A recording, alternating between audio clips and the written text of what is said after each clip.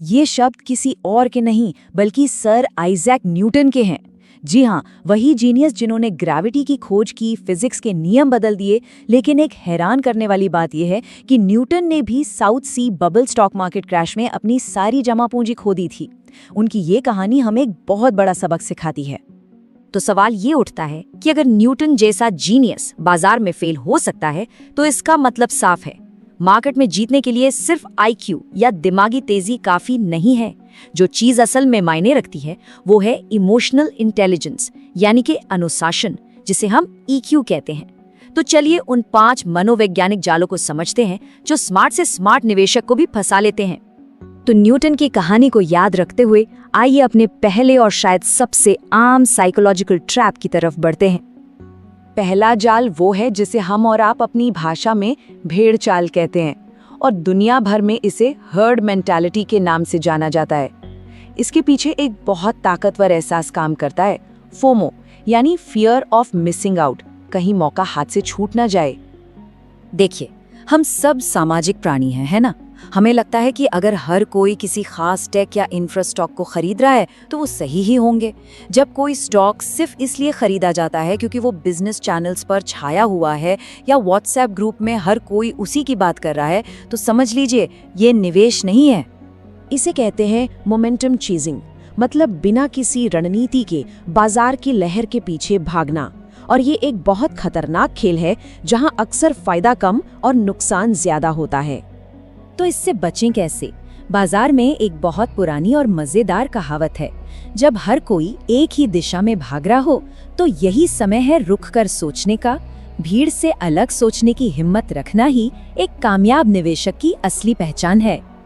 भेड़ चाल के बाद अब आते हैं दूसरे सबसे बड़े साइकोलॉजिकल ट्रैप पर, लॉस अवर्जन, यानी नुकसान से बचने की हमारी गहरी आदत। ये समझना बहुत जरूरी है कि हमारा दिमाग फायदे और नुकसान को कैसे देखता है। साइकोलॉजी की स्टडीज बताती हैं कि 1000 रुपए खोने का दर्द 1000 रुपए कमाने की खुशी से लगभग 2 गुना ज्यादा होता है। सोचिए जरा, यही दिमागी असंतुलन हमसे निवेश में बड़े ही तर्कहीन फैसले करवाता है। और इसी डर की वजह से निवेशक क्या करते हैं, अपने मुनाफे वाले शेयरों को तो जल्दी से बेच देते हैं, लेकिन घाटे वाले शेयरों को इस उम्मीद में पकड़े रहते हैं कि जब भाव वापस आएगा तब बेचूंगा, और अक्सर वो भाव कभी वापस नहीं आता और शेयर जीरो हो जाता है। तो इसका समाधान क्या है? एक सीधा सा नियम है, एक अनुशासित निवेशक बनिए, अपने घाटे को काटना सीखिए। स्टॉप लॉस आपके सिस्टम का हिस्सा है, आपकी भावनाओं का नहीं। चलिए अब तीसरे जाल पर चलते हैं, और यकीन मानिए आज के डिजिटल जमाने में ये शायद सबसे ज्यादा खतरनाक है। इसे कहते हैं कंफर्मेशन बायस, या हम इसे कह सकते हैं एल्गोरिदम ट्रैप। जरा एक बात सोचिए, अगर किसी को लगता है कि बाजार गिरने वाला है तो वो ऑनलाइन क्या सर्च करेगा? शायद मार्केट क्रैश होने के कारण, और बस यहीं से जाल बिछना शुरू हो जाता है। सोशल मीडिया और सर्च इंजन के एल्गोरिदम आपको वही वीडियो और खबरें दिखाएंगे जो आपकी सोच से मिलती जुलती हों। आपको लगेगा कि पूरी दुनिया आपकी बात से सहमत है और आप कहानी का दूसरा पहलू कभी देख ही नहीं पाएंगे। इससे बचने का सिर्फ एक तरीका है, जानबूझकर अपने विचार के खिलाफ वाले तर्क ढूंढिए और पढ़िए। अगर आप बाजार को लेकर बुलिश हैं तो बेयरिश रिपोर्ट्स पढ़िए। इससे आपको एक रियलिटी चेक मिलेगा और आप एक संतुलित फैसला ले पाएंगे। चलिए अब फटाफट अपने आखिरी 2 जालों को भी समझ लेते हैं। ये दोनों अक्सर एक साथ मिलकर काम करते हैं, रीसेंसी बायस और एंडाउमेंट इफेक्ट। रीसेंसी बायस का मतलब है ये मान लेना कि जो हाल फिलहाल में हुआ है वो भविष्य में भी होता रहेगा। जैसे अगर पिछले 2 साल से बाजार 20% का रिटर्न दे रहा है तो हम मान लेते हैं कि आगे भी ऐसा ही होगा। और एंडाउमेंट इफेक्ट का मतलब है अपने पास रखी चीज को ज्यादा अहमियत देना सिर्फ इसलिए क्योंकि वो हमारी है। कई निवेशकों को लगता है कि उनका खरीदा हुआ स्टॉक ही सबसे अच्छा है, भले ही उसके फंडामेंटल्स बिगड़ गए हों। तो इन दोनों से बचने के लिए 2 आसान से नियम याद रखने हैं।